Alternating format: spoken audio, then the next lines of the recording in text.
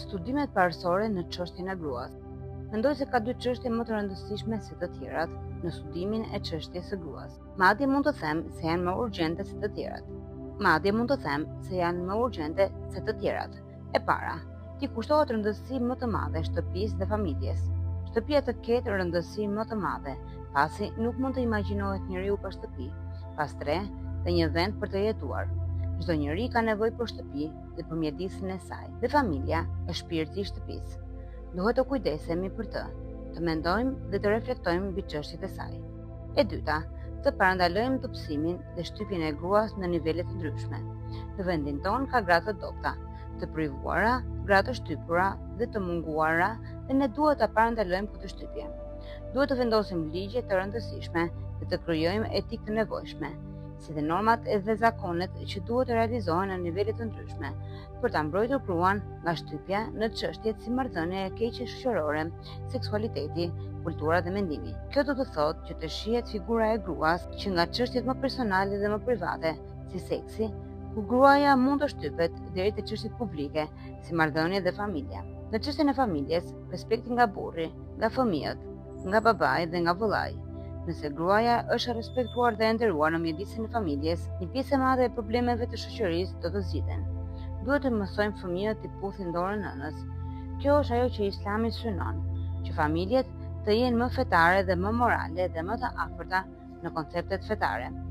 Marrëdhënia mes fëmijëve dhe nënës duhet të jetë nderuar.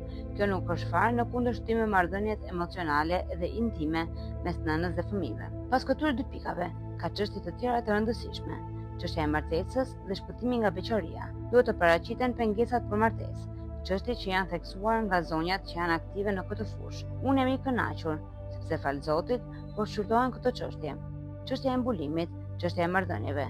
Ne kemi nevojë të bëjmë një punë të thellë në këtë fushë, si mbrojtja financiare dhe ligjore për gratë e privuara ose të shtypura. Gjykatat janë disa nga çështjet që më shqetësojnë. Zonja Khorasani Razavi ka theksuar se punojnë për këtë në gjykata. Shpresoj sinqerisht që kjo të realizohet në mënyrë praktike. Një tjetër shqetësim që kam është që këto zonja nuk kanë aftësinë për të mbrojtur veten në gjykata dhe para drejtësisë. Nuk kanë mjetet e nevojshme për të angazhuar avokatët më të mirë dhe nuk mund të mbrojnë veten duke pësuar pa drejtësi. Kjo është një nga çështjet më të rëndësishme që duhet të ndjekim.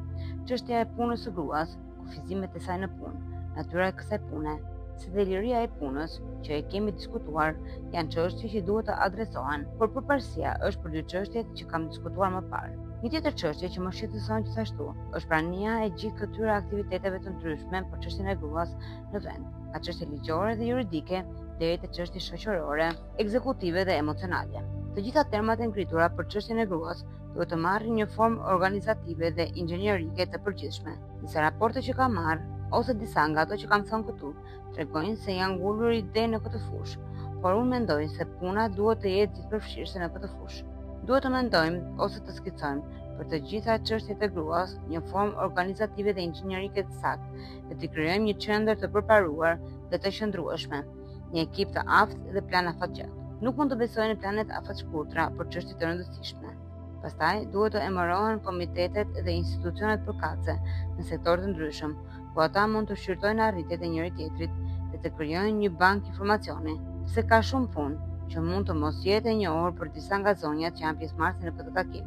Por fal Zotit, ne kemi marrë shumë gra të mençura në fushat të ndryshme, në mendimet e ndryshme dhe duhet të përfitojmë nga ky grupim i madh.